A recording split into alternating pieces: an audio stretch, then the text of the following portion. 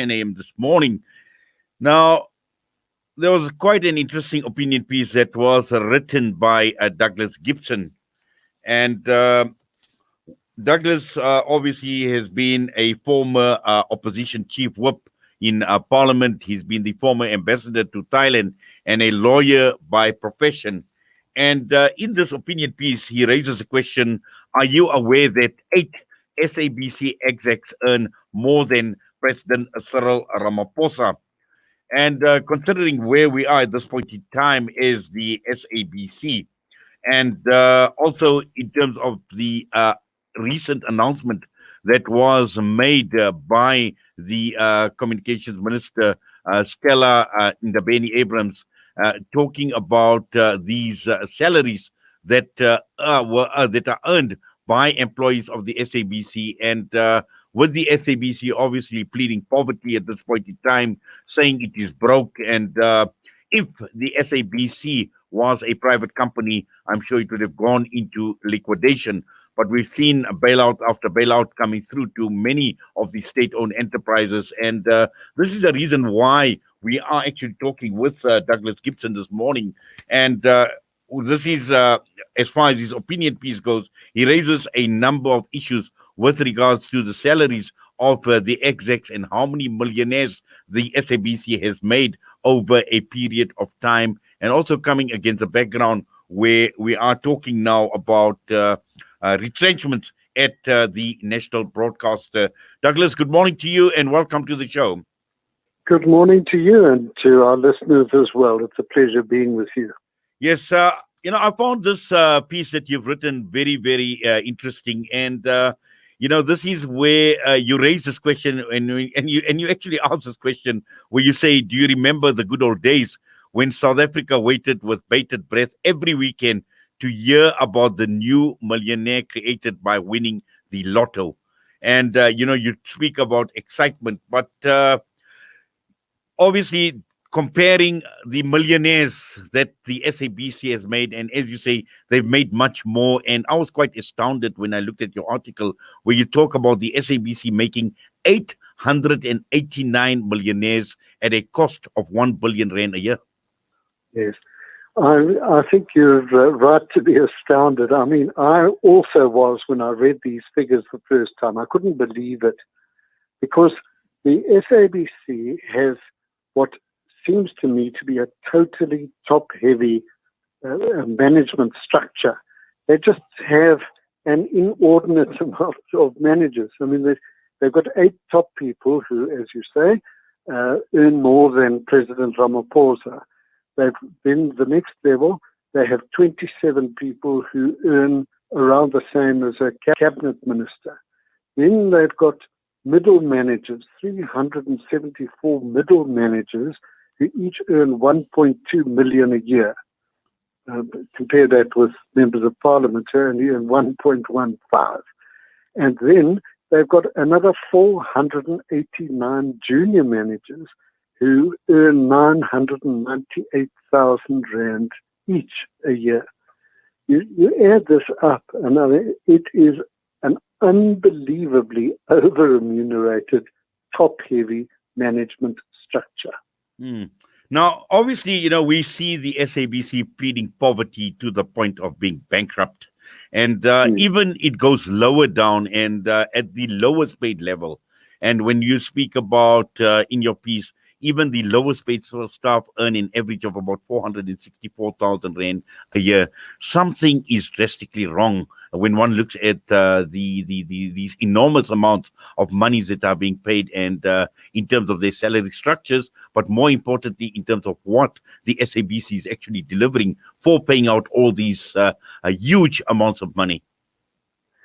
Yes, the SABC should be performing a useful public service. And it should be something that the whole of South Africa trusts, because it isn't abused for political purposes by the government. Unfortunately, the SABC under the apartheid government was totally abused and misused to advance the interests of that government. Then when 1994 came, there was a brief blooming where suddenly the SABC looked like a totally different animal. And then it only took a few years before the cadre deployments managed to sort that out. So it was again being abused. And now we've got the situation where the current lot at the SABC plus the current board are trying to put right what has been wrong. And I mean, one must give them credit for that and hope that it happens, because there are 12 million South Africans who rely on the radio for entertainment, for information, and all of that.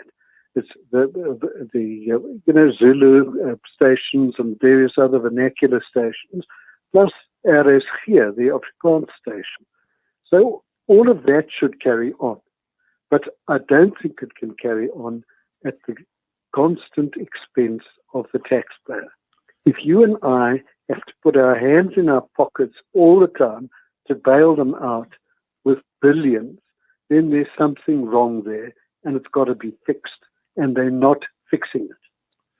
Douglas, you've been in politics for a very, very long time, and obviously you have been... before you were born. Exactly, and well, I'm not going to give my age away, but I do have quite a few gray hairs on my beard right now.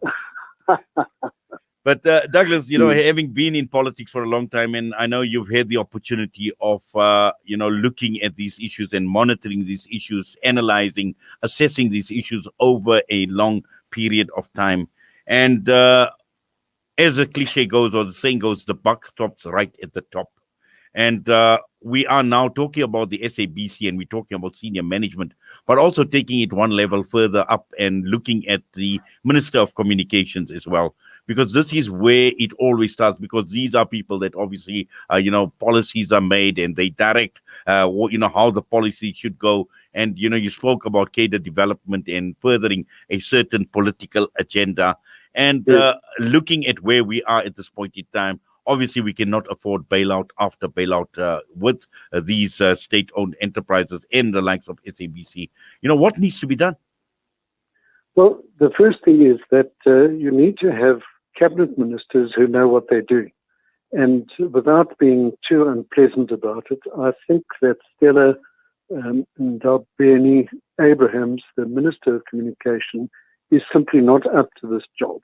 She's one of the weakest ministers in the Ramaphosa cabinet. She keeps on saying, they've got to come with a turnaround plan of the SABC, but they're not allowed to retrench anybody. Now, since the problem is the huge overstaffing and the huge overpayment of the staff, the solution is quite obvious. But she's playing to the gallery and playing to the unions instead of worrying about the ordinary taxpayer like you and me. Now, nobody, certainly not me, is keen on seeing people retrenched. I mean, this is a jolly hard time in South Africa with COVID, and before that, the government made such a mess of the economic situation in the country that really people are suffering. And one doesn't want to see extra people out of work. But you can't carry on what amounts to a business and misgovern it this way. It's just not possible. Unless you come with a buck hunt and keep on saying to the taxpayer, no, give me another billion, give me another billion, give me another billion. And it just shouldn't work like that. It can't. Well, I've made the point that if the SABC was a private company, it would have gone into liquidation long time ago. Yes, you're right. But that's the same case with almost all of these state-owned enterprises. Just think of the SAA. I think the government is bailing them out by the billion, and that is in order to enable middle class and rich people to fly around. It doesn't do anything for the transport of the millions of people on the ground. So we spend our money on the wrong priorities. And then we allow these SOEs to become badly managed.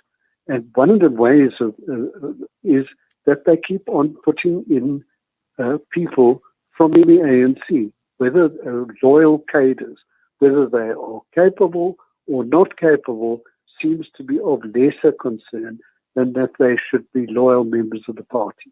And I think that's just wrong. And we're reaping the benefits, reaping the result of that now.